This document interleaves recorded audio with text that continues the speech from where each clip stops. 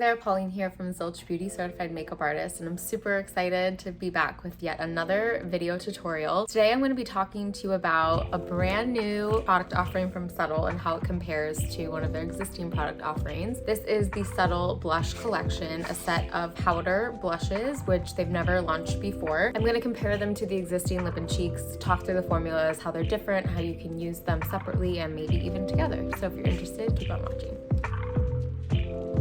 Okay, so if you're an existing customer of Subtl, you know that their lip and cheeks are some of the most popular products that they have. I absolutely love them. They are cream formulas. They have a shade range of 5, I believe, different colors. These are just some of my favorites that I have here: coral and mauve. In the powder blushes, you have 3 different shades. You have pink in a pinch, which is kind of almost, I would say, the closest shade match to mauve. It's a little bit brighter. Blossom Bound, which is a bit more of like a neutral mauve. Actually, maybe that's still a little bit lighter than the mauve, a little less poppy. And then the final shade is called Daytrip at Dawn. And this is a bit of a warmer shade, a warmer pink. So you definitely have options here for different skin tones. And I'm gonna just kind of talk through the difference in the formula. So again, if you know and love the lip and cheek, I'm gonna use that shade mauve. They are so wonderful because they are creamy and you can easily build them up. So I'm gonna do this half of my face with the cream lip and cheek, and then I'll do this half with the powder and kind of talk through the benefits. As you can see, you can just lighten or intensify with the lip and cheek so easily. I would say if you tend to be drier or more dehydrated, this is a really beautiful finish on skin that needs a little extra moisture and a little extra oomph, versus the powder shades, which obviously would be better for someone who's a little bit more oily or even just like a longer lasting makeup look. I think even though these are so beautiful, cream in general, whether it's, you know, Subtl products or not, tends to fade a little bit faster than a powder product does, just because it kind of moves with our face as we smile, as we express, whereas powder really kind of sticks to the skin no matter how you're moving or how you are going about your day a little bit better than a cream product. Just something to keep in mind depending on, you know, what you're wearing your makeup for. If you're going to be at an event where you don't really have time to be touching up or, you know, kind of checking yourself, I think a powder blush actually, no matter your skin type, would be a great option. Whereas for day to day, I'm a huge cream blush fan. So I also love the fact that you can use the lip and cheeks on both your lip and your cheek. So I'm applying that leftover mauve just on my lips there. I even sometimes use it as like a little bit of a eyeshadow, just if I want like a little something before, you know, I go out and about. I'm gonna use Blossom Bound on this side of my face, and I'm gonna use our fluffy travel brush for this. So again, if you are, you know, on the more oily side, or you have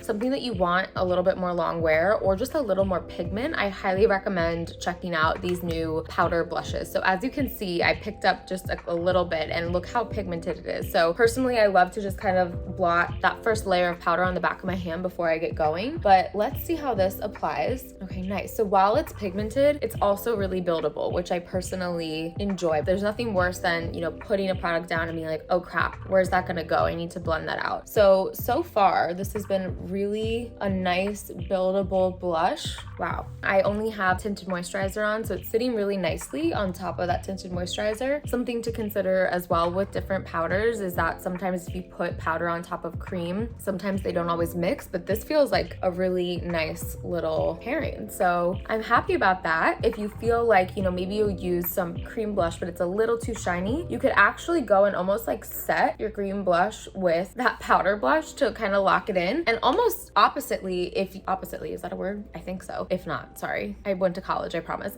Oppositely, or on the opposite end, if you feel like you're a little too, you know, matte, you could honestly go in with a little bit of your cream blush and just pop it right on top and give almost like a little bit of dew back to the face. And again, you can use that brush or applicator, whatever it is, to, you know, simplify any streaks or anything like that. But I think having one of each in your kit, having a cream blush and a powder blush, is always a good idea, because again, you never know like exactly what you're gonna need them for. They can be used separately but also together. So those are my tips on how to kind of differentiate between the lip and cheek shades. Again, there's multiple lip and cheek shades, and there are 3 new powder blush shades. So if you found this helpful, we have a ton more videos on like effortless, easy makeup tips and tricks. So definitely check out the rest of our channel, subscribe, and enjoy all of our Subtl beauty content. And we'll be back with more videos soon.